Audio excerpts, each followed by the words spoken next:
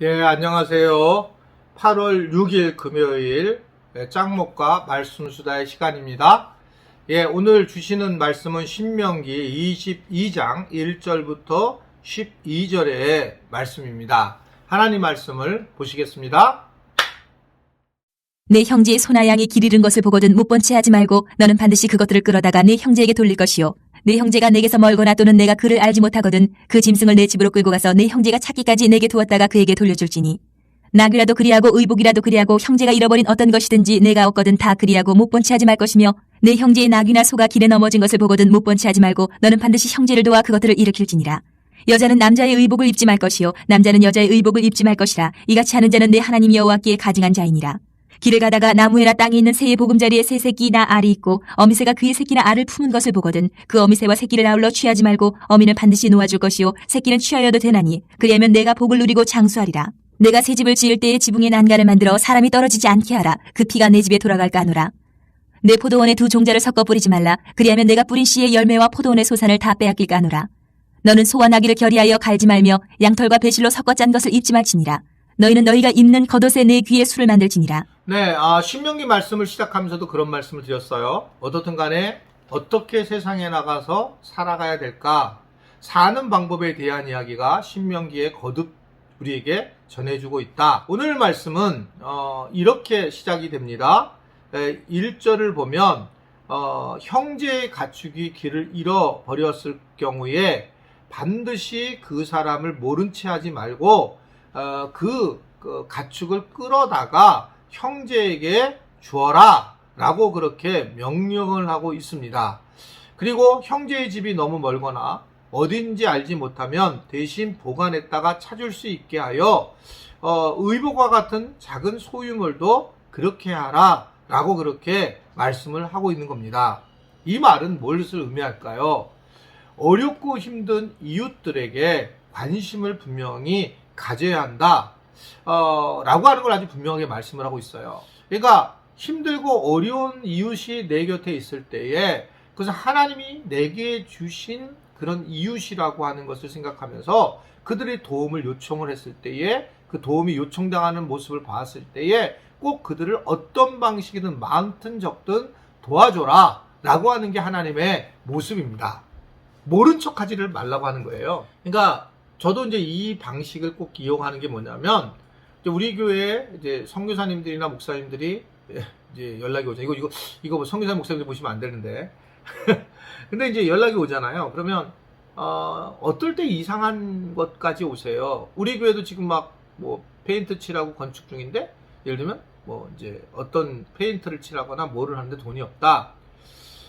근데 뭐 아주 더 어려운 분들이 있는데도 그런 분들이 연락이 오면 갈등을 합니다. 건축 중인 거를 왜 우리한테 할까? 그래도 저는 어떤 마음을 갖고 있냐면 오죽하면 나에게 손을 내밀까? 이런 생각을 갖고 있는 거예요. 그냥 하진 않았을 거다.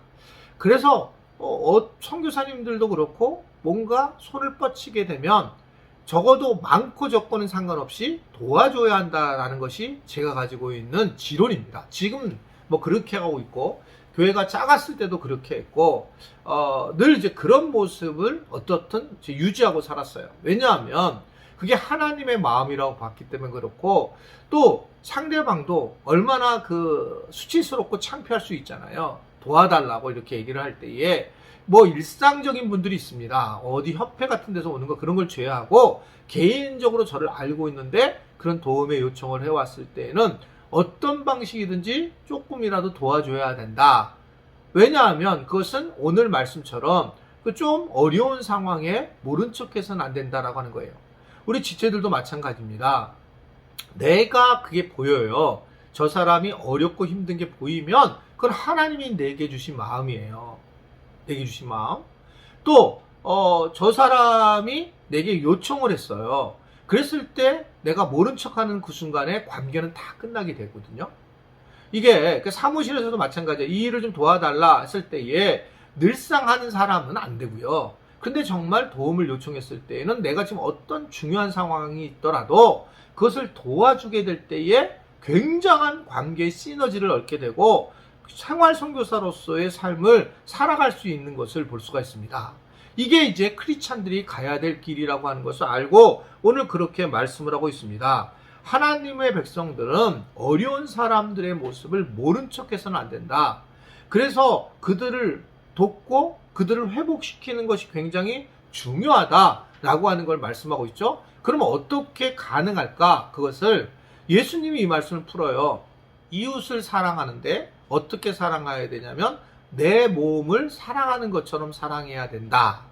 그러니까 내가 오죽하면 나도 누군가에게 만약에 제가 뭔가를 부탁을 하거나 요청을 하게 되면 자, 상대방은 당연하게 이것에 대해서 내가 얼마나 어려운지를 잘 모를 거라는 거죠.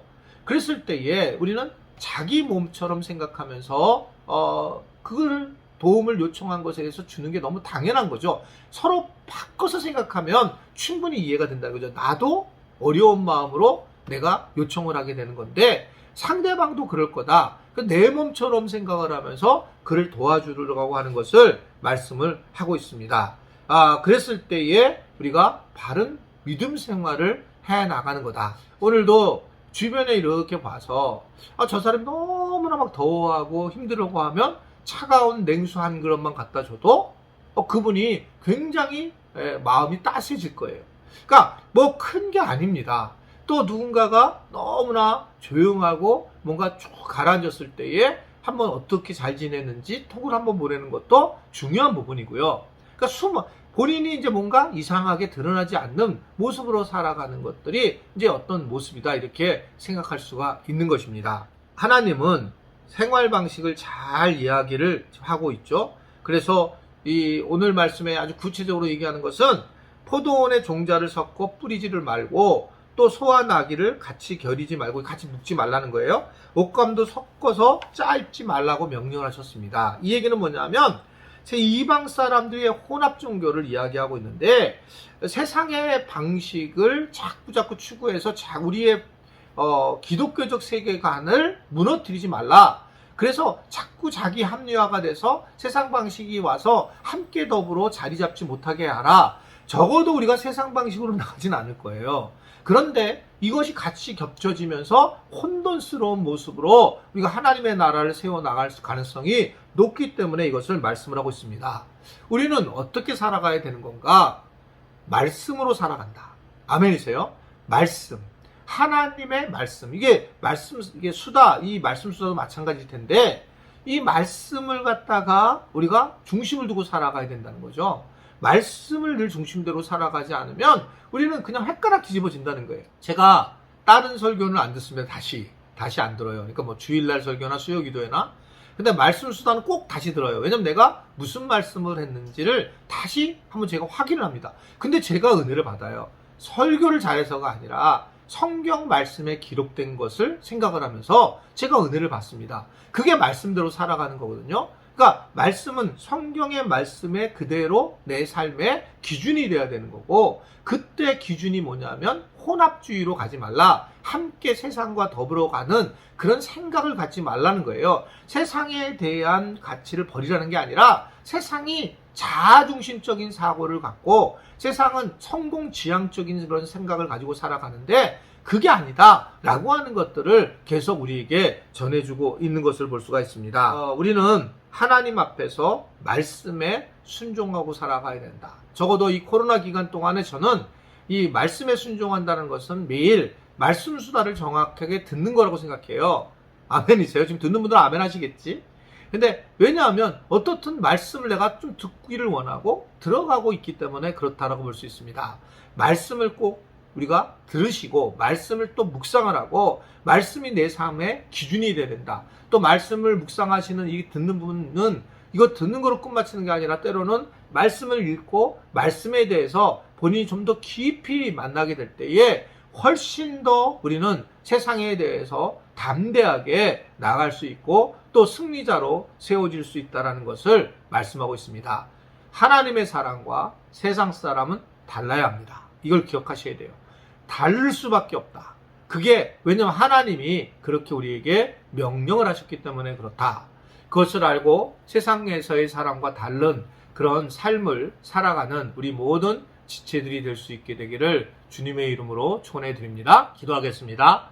하나님 아버지, 오늘도 세상에 나가서 또는 피서지에서 또는 가정에서 여러 방식으로 살아가는 우리 지체들에게 오늘 말씀이 삶의 기준이 되게 하시고, 그래서 세상 사람들을 좀 더 우리가 품기도 하지만 또 정확한 분리를 해서 하나님의 나라를 위해서 잘 애쓰며 나아가는 자들이 되도록 도와주시기를 원합니다. 오늘 말씀을 듣는 분들 중에 마음이 어렵고 힘든 분들에게 큰 위로가 임하게 하시고 말씀이 삶의 중심이 되는 복을 누리도록 축복하여 주옵소서. 예수님의 이름으로 기도드리옵나이다. 아멘.